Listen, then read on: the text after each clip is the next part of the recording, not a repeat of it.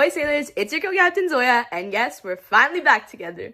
And we're filming in my house after 2 solo episodes. Yes, and it was very unfortunate to be away from my beloved co-captain, but as you guys know, it's been a very long journey. I think we started this podcast series around early to mid-December, and now we're almost about to end the month. 2026. So I think it serves us some right to talk a little bit about a summary of our previous episodes. So first episode, we talked about identifying burnout.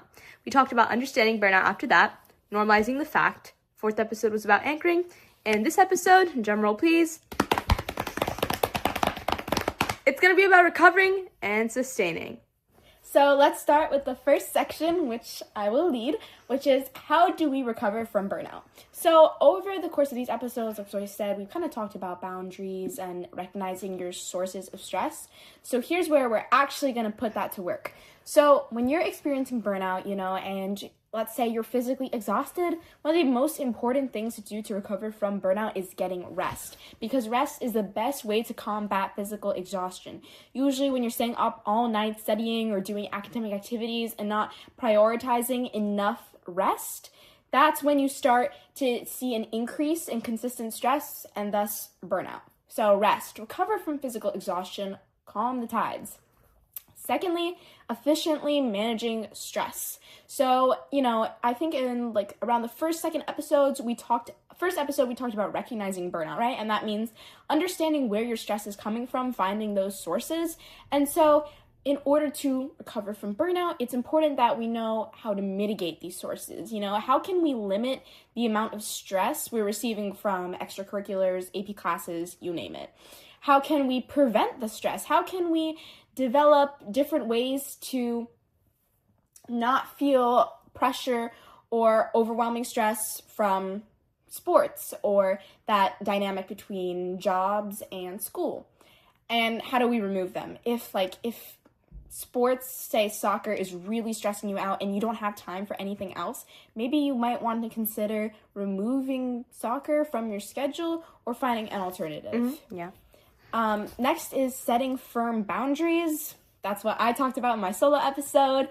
Know when to say no to people or tasks. You don't want to keep bouncing around from activity to activity and not giving yourself enough time to recover.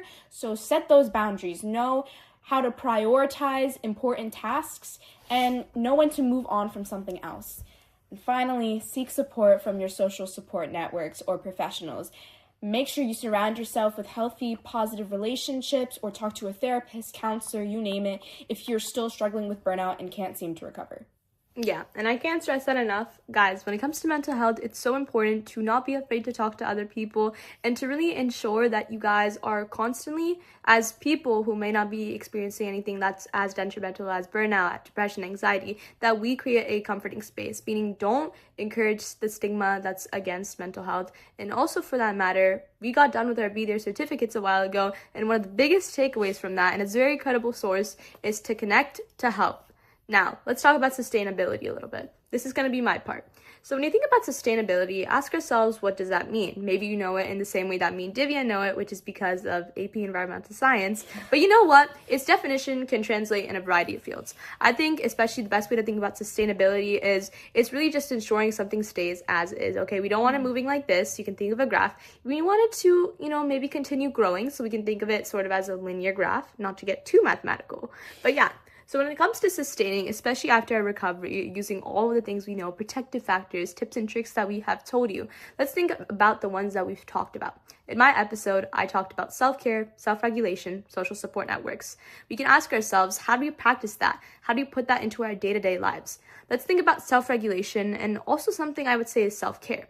A big thing that we've been kind of talking about, and I think a lot of people have this misconception regarding our campaign, and that's that we're anti-studying. And we say a lot of the times, don't do this, don't work for 20 hours on a certain assignment. That's very extreme. But I think a lot of people have even came up to us and be like, oh, it's so funny, you guys are anti-studying. But the truth is me and Divya, we study a lot. I mean, we have very, just high maintenance, time consuming schedules. We have a lot of extracurriculars, a lot of, AP classes and difficult things. And we're still juggling our family, our friends, and so many more things. I mean, granted, we don't have a job, but that's coming soon. So studying is important, guys. Yes, studying is important. Now, Let's understand one thing though. We disencourage unhealthy studying, and that is what we do not want here. Unhealthy studying is things like restrictions, toxic thoughts, like having toxic motivation, overworking yourself. And I know you guys have seen those like TikToks that are about toxic motivation, but it's so important to understand that if you don't do something, you don't automatically have to associate a certain outcome because of that. If you don't study for 6 hours but you study for 3, that doesn't mean that you're going to be a failure. That doesn't mean that you're going to end up being poor.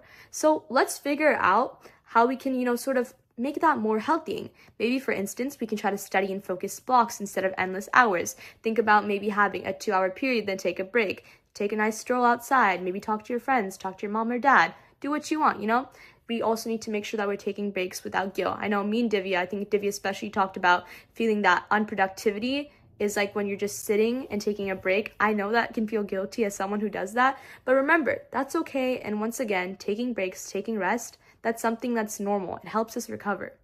Also, knowing when enough is enough. Once again, you don't need that 7-hour, like no break study duration. Once you can definitely try to maybe have something like a 2-hour period one day, then a 2-hour period the next day. If you're feeling tired, go to sleep, okay? There's no need to stay up until 12 a.m. for your anatomy and physiology test tomorrow, coming from someone who quite literally almost just did that. And then also, really just ensuring that rest is part of productivity. Encouraging that is so important to us because I think so many people sleep deprive themselves. And with our Beyond the Burnout series, we've been talking a little bit about insomnia, among other sort of detrimental mental health conditions. So I really want to stress enough, rest is okay. Biggest thing to take away when we're thinking about healthy studying, give yourself time constraints. We are limited in the amount of tips that we can give you, obviously. But, I think it's important that we gave you some. And I think me and Divya definitely want to talk more about that in the future. A big thing about studying as well is that overworking will not produce stronger outcomes. When we have these anchors, when we think about healthy studying, where we're practicing self-regulation, hint, hint, protective factor, and we're also prioritizing our well-being, that will provide us with stronger outcomes.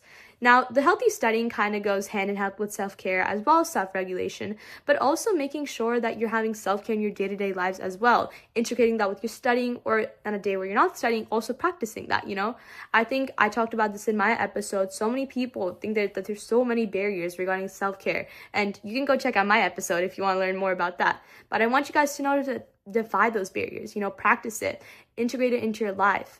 For instance, do something fun when you're maybe in the morning and you're getting ready or something. Listen to your favorite song. Small things like that make sure that we're feeling happy, and it provides us with that sort of fuel, that happiness, that positivity that we need. Once again, social support networks, I feel like we talk about that a lot, but also just all protective factors matter. And with mental health, you really can never get too much of something good, right? So social support networks, the biggest thing I'll say is that surround yourself with a good social support network. There's definitely bad social support networks, and those are just like bad friend groups, people who encourage you to be a bad version of yourself, right? And then we have good social support networks, people who encourage you to be a good version of yourself, both in the sense of being a positive person, but also doing positive things, not overworking yourself, giving yourself a healthy work-life balance, not being in a place where competition is always being encouraged. So yeah, I think that kind of sums it up for sustainability. This episode definitely would be shorter just because we're really wrapping it up, treating this as a finale, but any other thoughts? Yeah, I just want to mention real quick, we've talked about protective factors, we've talked about burnout, so we see how those two connect to each other, so how do they connect to the dimensions of wellness, right? I just want you guys to understand that the way we format our campaign, how we do chapter 1, risk protective factors, chapter 2 was about dimensions of wellness, and chapter 3 is now about burnout and mental disorders. They all are connected to one another. We're not just like doing random things. The way we organize it is so that you guys can see the ties and connections between these different aspects of mental health. Social support networks, that overlaps and associates with social wellness, right? Surrounding yourself with positive, healthy relationships, making sure you have those positive influences so you don't make bad decisions, but also having a community you can rely on and openly share your thoughts with and your feelings. Self-care, that's when you practice things like intellectual wellness and spiritual wellness, environmental wellness, finding new skills and expanding your creativity. That's all about intellectual wellness, and some of our self-care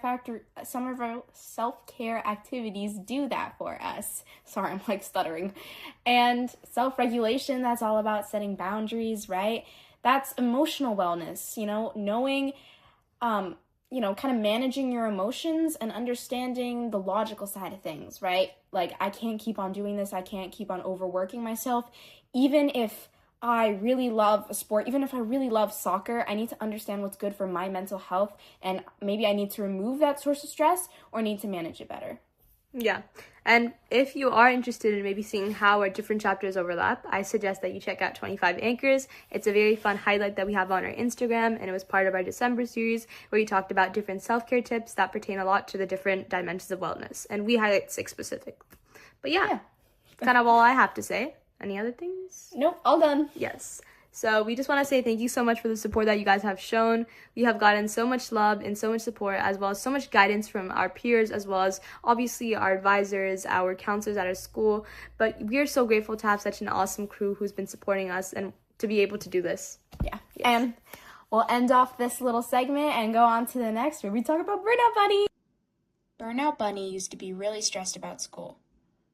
But these days, whenever she's worried about a test and starts studying 24/7, or actually has a day off but is too anxious about being unproductive, our little bunny remembers it's okay to take a break. She knows recovering means working around her stress factors and finding balance by not ignoring her needs. She also now knows that sustaining a healthy mindset means understanding the difference between a healthy and unhealthy academic life, including studying. So next time when she needs to prepare for a test, she'll take a break, drink some water, and get back to studying when she feels ready. This was Mine Harbor Doc Talks Episode 5, our finale, brought to you by Zoeya, Abbas, and Divya Deshpande. Thank you for joining us on this podcast series. We really had fun making it and having this open communication style, and we hope you stick with us to continue our journey. Thank you for your support. We love the crew, and we hope you love us too. Goodbye, and ahoy, my fellow sailors. Hey.